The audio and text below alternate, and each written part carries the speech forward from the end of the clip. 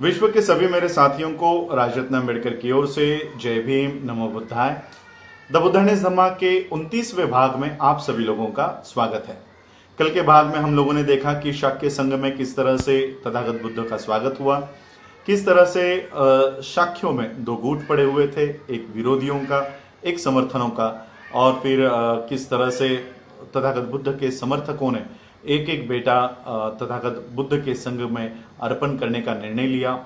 अमितोधन के परिवार के बारे में हमने देखा कि अनिरुद्ध किस तरह से इस संघ में शामिल होने के लिए निकले, और फिर उनके माता ने जो शर्त रखी थी कि राजा भद्दिय अगर साथ में परिवर्जा लेते हैं तो ही वो अनिरुद्ध को अनुमति देंगी। तो राजा भद्दिय के पास अनिरुद्ध गए, राजा भद्दिय को उन्होंने मनाया, और फिर बाकी के दोस्त भी सभी ये तथागत बुद्ध के संघ में प्रविष्ट होने के लिए निकले। बचपन में जिस तरह से ये सभी दोस्त सिद्धार्थ के साथ खेलने के लिए मैदान पे जाया करते थे, अब फिर से वो तथागत बुद्ध के संघ में प्रविष्ट होने के लिए जा रहे थे। साथ में उन्होंने उपाली नाई को भी लिया, और फिर जब अपना जिला उन्होंने छोड़ा तब सारे जेवरात देकर, उपाली नाई को देकर उन्होंने कहा कि ये सारे जेवर आप अपने उदर निर्वाह के लिए रखो और आप लौट जाओ। यहाँ तक हमने देखा। अब देखते हैं आगे।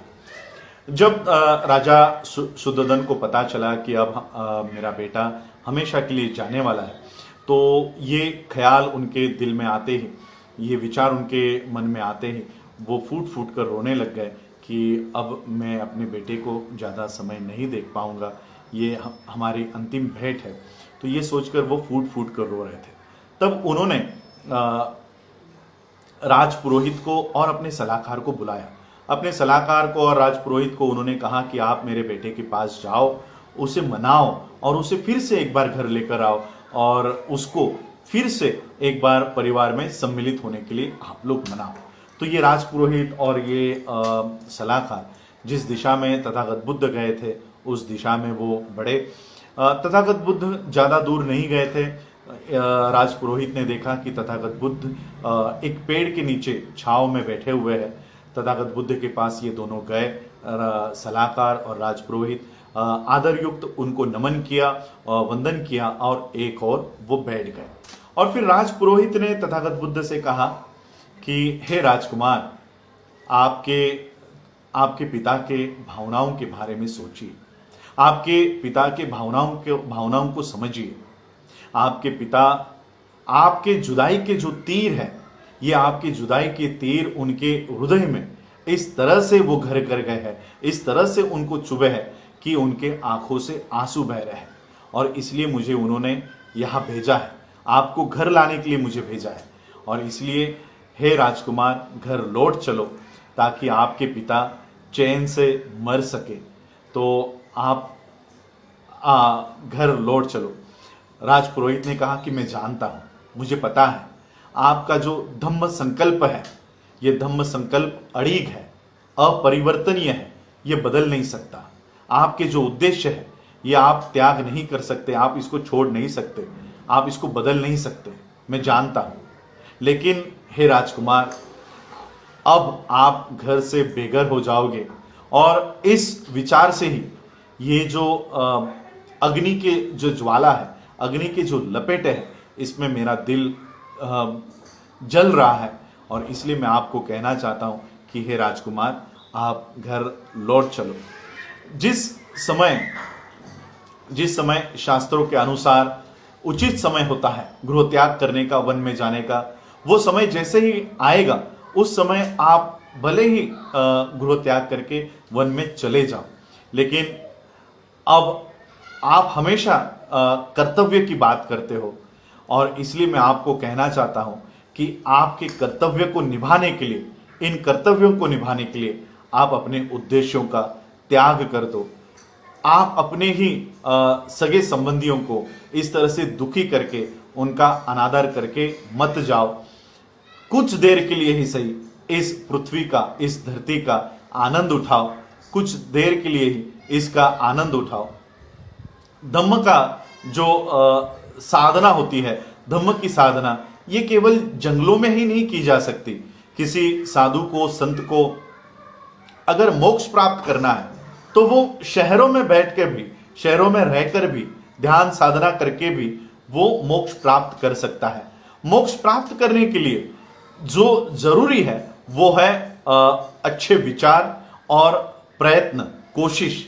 यही दो सच्चे साधन होते हैं मोक्ष प्राप्त करने के। और ये मोक्ष प्राप्त करने के साधन ये आप शहर में भी प्राप्त कर सकते हो, और इसीलिए आप यहीं पर रहो और यहीं पे ध्यान साधना करके आप अपने मोक्ष को पा सकते हो।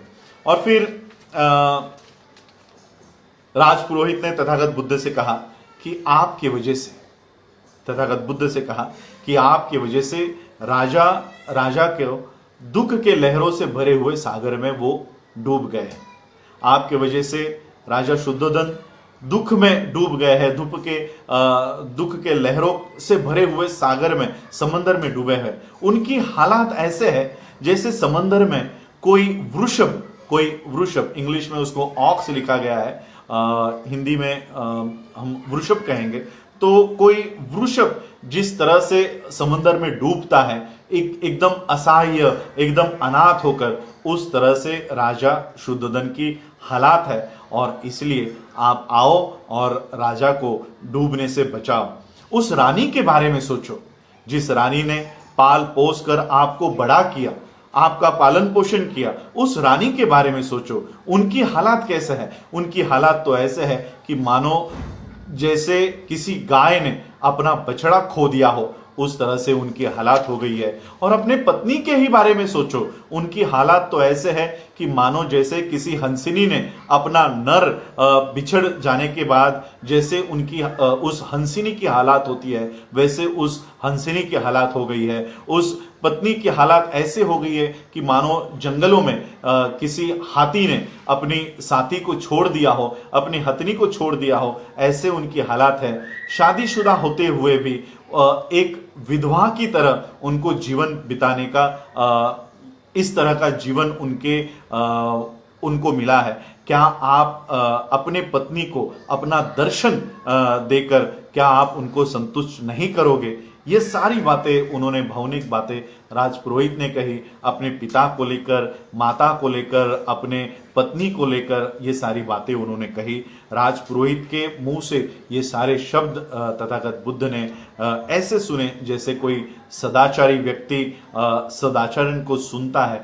और ये सारी बातें तथागत बुद्ध ने सुनी, और ये सारी बातें सोचकर, समझकर, ध्यानपूर्वक सुनकर तथागत बुद्ध ने इन राजपुरोहित को और इन मंत्रियों को क्या जवाब दिया, ये हम अगले एपिसोड में देखेंगे। किस तरह से तथागत बुद्ध को फिर से एक बार अपने घर लाने की राजा शुद्धोधन ने अंतिम कोशिश की, और क्या राजा शुद्धोधन इस कोशिश में कामयाब हो पाते हैं। क्या वो जवाब है जो तथागत बुद्ध इन राजपुरोहित को देते हैं, और राजपुरोहित बुद्ध से क्या कहते हैं, ये हम आने वाले एपिसोड्स में देखेंगे। आज आप लोगों ने मुझे सुना, उसके लिए आभार। जय भीम, जय भारत, जय बुद्ध।